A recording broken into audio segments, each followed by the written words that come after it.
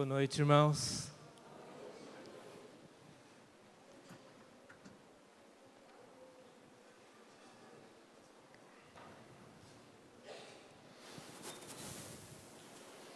A mesma casa tem portas abertas, parentes e irmãos. Eu tenho que fazer um elogio a esta igreja. Já há quase um ano estamos aqui. E desde que nós chegamos, aliás, nós recebemos elogio dos irmãos. O Ildeu, que eu conheço há mais tempo, desde a minha juventude, assim que nós chegamos aqui, ele disse: esta igreja tem isto, fazemos aquilo, temos irmãos assim, irmãos daquele jeito, só elogios. Depois o pastor Odimar disse a mesma coisa. Muitos elogios. E eu tenho que dizer que realmente os irmãos estão de parabéns. Há muito que elogiar dos irmãos. Eu dou graças a Deus por isto. E fico pensando, se Deus nos elogia. E queria ler um texto com os irmãos, e queria desafiar os irmãos a encontrarem no texto o elogio de Deus, o elogio de Deus a nosso respeito. O texto é em Efésios, na carta de Paulo aos Efésios, no capítulo 1, do verso 3 até o verso 14. Sabe aquele jogo de caça-palavras? Vamos encontrar neste texto os elogios de Deus aqui. E onde é que nós nos encontramos? É fácil para mim elogiar os irmãos. Somos iguais, somos seres humanos, temos falhas, é evidente. Mas eu reconheço várias coisas maravilhosas e muito boas entre os irmãos. Mas e Deus, a nosso respeito? O que Ele tem a dizer? Efésios, capítulo 1, a partir do verso 3, eu queria que os irmãos ficassem procurando onde está o elogio aqui.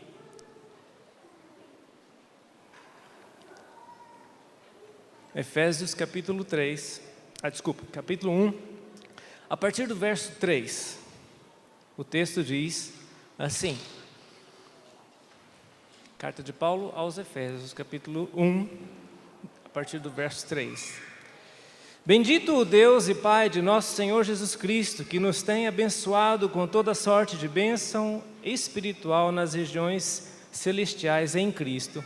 Assim como nos escolheu nele antes da fundação do mundo para sermos santos e irrepreensíveis perante ele, e em amor nos predestinou para ele, para a adoção de filhos por meio de Jesus Cristo, segundo o beneplácito da sua vontade, para o louvor da glória da sua graça, que nos concedeu gratuitamente no amado, no qual temos a redenção pelo seu sangue, a remissão dos pecados, segundo a riqueza da sua graça, que Deus derramou abundantemente sobre nós em toda a sabedoria e prudência, desvendando-nos o mistério da sua vontade, segundo o seu beneplácito que propusera em Cristo, de fazer convergir nele, na dispensação da plenitude dos tempos, todas as coisas, tanto as do céu como as da terra. Nele, digo, no qual fomos também feitos herança, predestinados segundo o propósito daquele que faz todas as coisas conforme o conselho da sua vontade, a fim de sermos para o louvor da sua glória, nós, os que de antemão esperamos em Cristo, em quem também vós, depois que ouvistes a palavra da verdade, o evangelho da vossa salvação, tendo nele também crido, fostes selados com o Santo Espírito da promessa, o qual é o penhor da nossa herança até ao resgate da sua propriedade, em louvor da sua glória. 15 vezes aqui a expressão nele, dentro, para dentro. E isso nos faz lembrar aqui a água, para onde os irmãos irão entrar, mergulhar dentro. Mas, onde está aqui o elogio? Onde está o elogio de Deus aqui? Alguém conseguiu encontrar?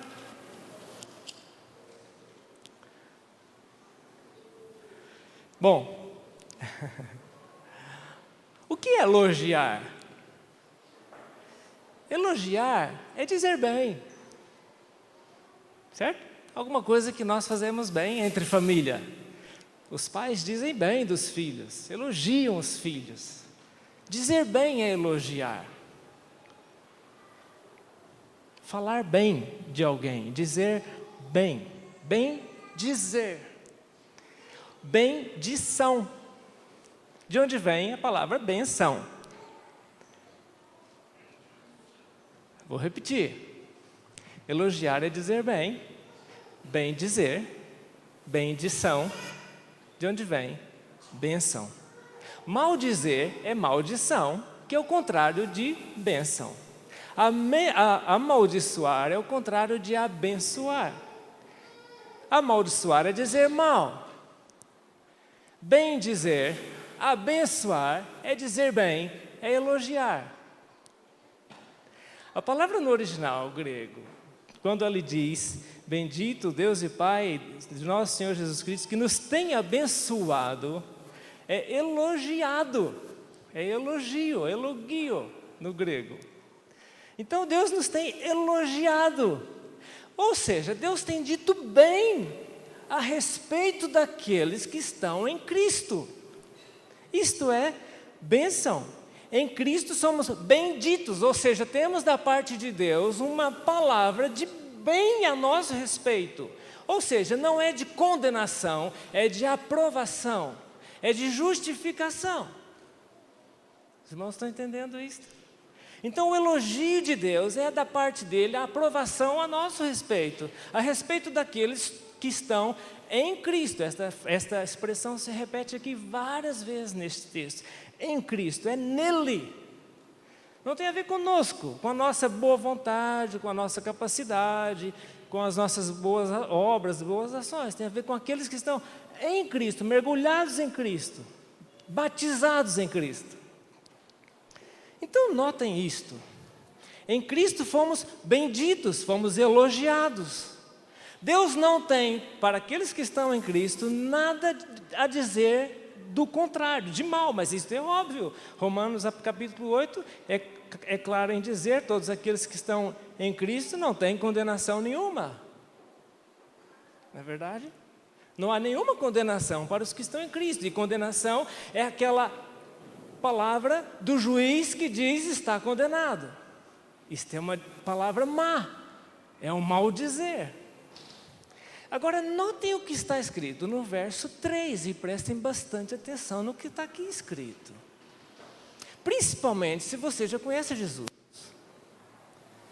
Qual é o tempo verbal deste texto? Irmãos, nós precisamos aprender realmente, eu preciso também, aprender a ler a Bíblia como um texto normal, onde eu tenho que identificar quem é o sujeito da ação, quem é o predicado, quem é o agente, quem sofre. Qual é o princípio e o fim do parágrafo? A sentença completa, que o verbo é transitivo ou não. Eu sei que isso não é nada agradável para alguns, mas é assim que nós interpretamos textos. E notem, bendito o Deus e Pai do nosso Senhor Jesus Cristo, que nos tem abençoado. O tempo aqui é um tempo que no grego é chamado auristo. O tempo auristo, ele é pontiliar. Eu vou explicar melhor. Por exemplo, eu vivi no Brasil durante 20 anos. Durante 20 anos eu trabalhei, é passado. Mas é contínuo. Foi 20 anos continuamente vivendo, continuamente trabalhando. Isto é linear. O tempo que não é linear, é pontiliar. Ele aconteceu e não se repetiu mais. Vamos lá. Bendito Deus e Pai, que já nos tem abençoado, já nos abençoou de uma vez por todas, com toda sorte de bênção espiritual nas regiões celestiais. Uau! Isto quer dizer que a família de Deus é e já foi, em Cristo, abençoada com toda sorte de bênção espiritual em Cristo. Ponto final. Alguém me pergunta, mas pastor, quer dizer que eu não preciso mais de ser abençoado espiritualmente? Do ponto de vista de Paulo e daquilo que ele está falando, sim, é verdade. Mas como assim? Toda a carta de Paulo vai citar alguns exemplos de bênçãos espirituais, das quais nós não precisamos repeti-las. Por exemplo, verso 7. No qual, em Cristo, temos redenção. Quantas vezes tivemos redenção em Cristo? Uma vez. Porque Jesus Cristo morreu uma vez por todas, nos dando, nos garantindo de uma vez para todas e para sempre, de uma forma segura, a redenção. Eu não preciso pedir outra vez a redenção. Então, ou eu não entendi a redenção e ela ainda não me alcançou, ou eu não preciso pedi-la porque eu já a tenho, não depende de mim, depende daquilo que Cristo fez por mim. Então, já temos a redenção, é garantida. Ela não se repete. Mas, remissão dos pecados, perdão dos pecados. Quem nos garante o perdão dos pecados? Isto é uma bênção espiritual. Só Deus perdoa os pecados. Em Cristo, todos os nossos pecados foram cobertos. Pastor, mas e se eu pecar? Se pecarmos, temos um advogado junto ao Pai. Se confessarmos os nossos pecados, Ele é fiel e justo, aquilo que Ele fez em Cristo, e nos dá perdão dos pecados. É garantido. Não é preciso um retrabalho para conseguirmos o perdão dos pecados em Cristo. Já nos deu. Ponto final. Mas, revelação do Evangelho, verso 9. Desvendando-nos o mistério da sua vontade. Aquilo que era mistério não era visto por nós. E Deus nos revelou o mistério do Evangelho. Já nos foi dado. Eu vejo muita gente preocupada com a vontade de Deus. Está aqui. Eu queria diretamente. Às vezes a gente não quer trabalhar, ler a Bíblia e estudar. Mas que ela está aqui, está. Leia e aplique na vida. Paremos de mistérios e de espiritualidades exageradas, quase que um tipo de espiritismo ou espiritualismo. Que Deus tem me dizer tudo os meus passos. Está tudo dito, irmãos. Está tudo dito. Deus não se esqueceu de nos revelar nada daquilo que nós precisamos para pregar o Evangelho. Está dito aqui, todas as bênçãos espirituais já nos foram dadas. Mas, eu vou ser rápido. Selo, a certificação do Espírito Santo, versos 13 e 14. Em quem também vós, depois de ouvir a palavra da verdade, o Evangelho da vossa salvação, tendes nele crido, fostes selados. O selo é de uma vez só. O Espírito de Deus vem e habita. Ele não sai, não fica saindo. Ele não é um turista. Ele habitou entre nós, está conosco, presente. O Espírito de Deus está conosco. Se o pecado foi removido, não há por que Deus não habitar em nós. E Ele está em nós e nós estamos nele. É a ideia do batismo. A pessoa entra na água e a água entra nela. Claro que às vezes o nosso corpo não dá muito essa ideia, mas a ideia era do tecido branco que entrava na tintura. E ele era mergulhado, batizado na tinta. E quando sai, ele já sai de outra cor, já sai com a tinta. E a tinta está no tecido e o tecido está na tinta. Essa é a ideia. Nós estamos em Deus e Deus em nós. Ponto final. Passado, fechado. Da mesma maneira como Cristo disse na cruz, está consumado. É ao mesmo tempo auristo, pontilhar. Fantástico isto. Garantia de resgate futuro. Quem tem Jesus tem a vida.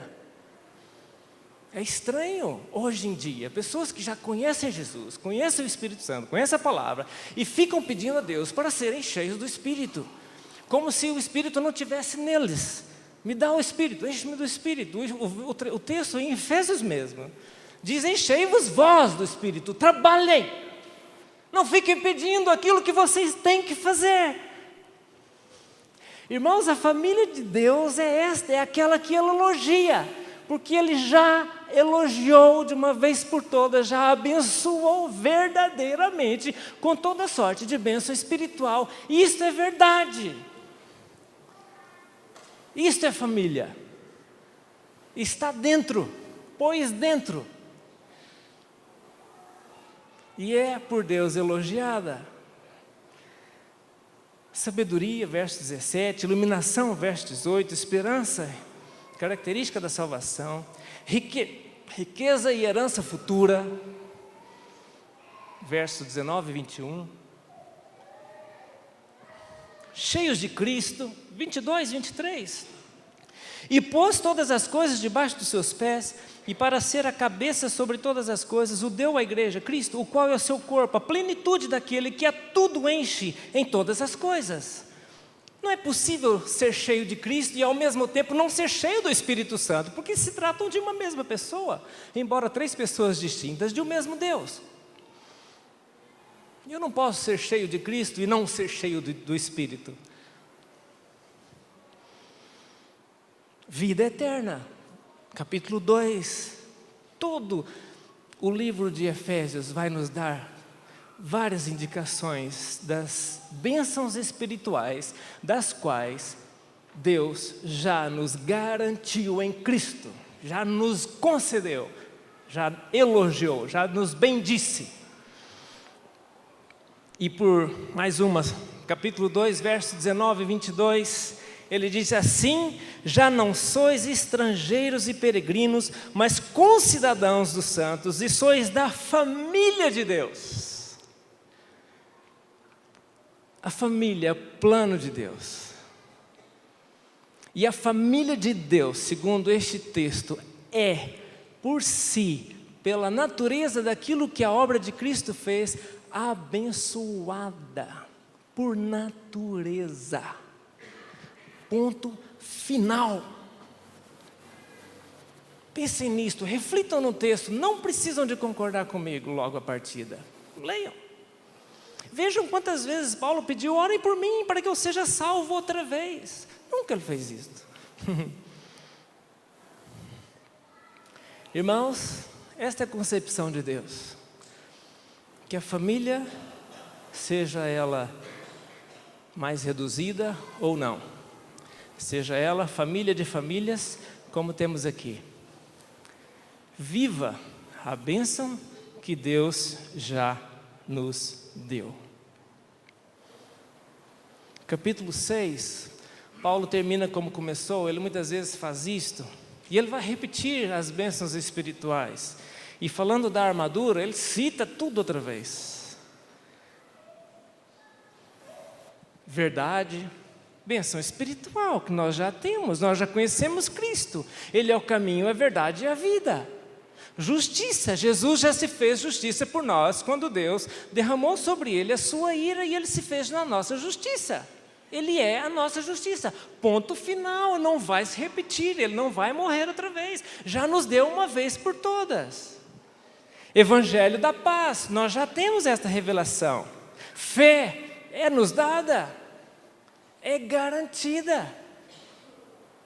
Somos salvos por meio da fé, e isto não vem de vós, e isto que é salvação e a fé, tudo isto junto, é dom de Deus, já nos concedeu. Salvação é nos dada, a não ser que alguém não tenha entendido ainda a salvação. Palavra revelada, tudo. Alguém me pergunta: então eu agora não vou para a igreja para receber bênção espiritual? Irmãos, essa é uma atitude que nós temos que ter. Se já temos que vivê-la. Se já fomos abençoados, e o texto é claro, é passado, se estamos em Cristo, compreendemos isto, agora é sermos bênção para aqueles que não são. É só isto. Resumindo o Evangelho assim, é isto. É preocupar com quem não tem, é incluí-los, explicar-lhes o Evangelho, para que eles sejam de uma vez por todas abençoados por Deus, e vivam como bênção para outros que não são. Não tem mais sentido viver neste mundo se não for assim. É como Paulo dizia, eu por mim já podia ir para essa para melhor. Para mim era lucro. Eu tenho desejo de partir e estar com Cristo, é incomparavelmente melhor do que andar nesta terra. E ele completa, mas por causa de vós, é por causa dos outros, é por causa destes que vão agora serem incluídos na família, ou pelo menos vão passar pelo batismo, dando a ideia que já foram, no seu coração, incluídos em Cristo Jesus. Irmãos, esta é a ideia aqui. Nós precisamos ser bênçãos para os outros, porque já temos isto. Já temos paz com Deus, já fomos justificados uma vez com Deus, temos paz com Deus. Justificados pela fé, temos paz com Deus. Nos é dada. Não precisamos de estar pedindo aquilo que já temos, está escrito. Então vivamos como bênçãos vivas para os outros, para aqueles que ainda não têm. E é claro, nós carecemos de bênçãos humanas, isso é evidente que sim. Paulo depois pede que os irmãos orem para que ele tenha intrepidez em falar do Evangelho. Todos precisamos dessas bênçãos, saúde, mas todo homem precisa disso, até uma árvore precisa de saúde. E são bênçãos humanas, as quais nós carecemos também, mas elas são derivadas daquelas espirituais que nós já temos e estão seguras. E por isso é que é pecado nós não virmos e não estarmos na comunhão dos irmãos. Porque comunhão com Deus todos podem ter onde estiver, tudo bem, claro. Em casa, sozinho, está tudo bem. Mas e as bênçãos que nós devemos partilhar com os irmãos? E os dons que Deus nos deu para partilharmos com os irmãos? E a carência daqueles que estão agora entrando para a igreja através deste batismo, que são por natureza novos na fé. Quem vai instruí-los? Nós vamos instruí-los, porque farão parte da nossa família. Então é responsabilidade nossa, humana, totalmente, de instruí-los, de ensiná-los no caminho do Senhor. Ensinando a eles que também em Cristo já têm tudo o que precisam para viver de forma piedosa neste mundo. Por isso é que os apóstolos não precisaram de um notebook nem internet para divulgar o Evangelho por todo mundo. Eles não tinham. E daí? E daí? O Evangelho chegou até aqui. Porque eles tinham o que Deus tinha lhes dado, o que era necessário. E nós hoje temos o que é necessário. Temos uma família. E eu elogiei esta igreja no princípio. Sabem por quê? Porque é Deus quem nos elogia em Cristo, quem nos bendiz em Cristo, quem nos abençoou já. Todos nós que estamos em Cristo, irmãos. Deus seja louvado por isto. Vivamos assim, com esta perspectiva. Estudem um texto, vale a pena, para nós não ficarmos pedindo a Deus coisas que Ele já nos deu. Às vezes perdemos tempo, já nos deu, vamos para frente, vamos realizar aquilo que nós já temos capacidade para realizarmos, não é? Então, que Deus seja louvado por aquilo que Ele já nos deu. Vivamos com esta certeza do que Ele já nos concedeu em Cristo, de uma forma corporativa. Notem, todo o texto que nós lemos, é claro em dizer que o propósito, o plano único de Deus é fazer convergir em Cristo todas as coisas. Todos nós estamos em Cristo, em Cristo, em Cristo. É o único plano de Deus revelado na Bíblia. É este, para toda a humanidade, para todos nós, em todos os tempos. De maneira que todos os nossos planos individuais devem estar dentro deste plano único. Então não se preocupe muito com o que Deus tem para a sua vida, de plano. Normalmente quando a gente fala assim, Deus tem um plano para a sua vida, a gente pensa sempre em coisa grande e boa. Não necessariamente.